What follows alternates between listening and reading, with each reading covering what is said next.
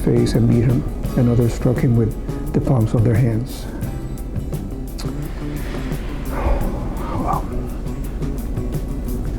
As I read these verses, I can create an image in my head of what Christ went through and all the horrible things that he had to endure. He was beaten. They spat in his face. He was ridiculed, nailed to a cross.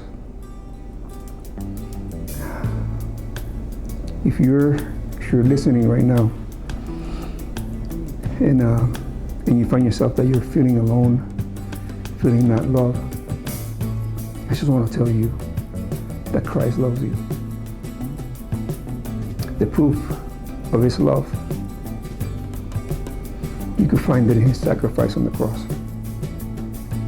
He endured all of those things, all that suffering, so that you wouldn't have to, or I wouldn't have to.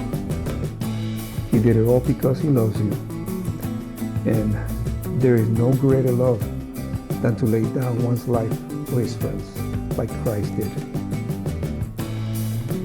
You are not alone. And if you run to his feet right now, in repentance, he will hold you in his arms, and he will fill you with his peace and with his love.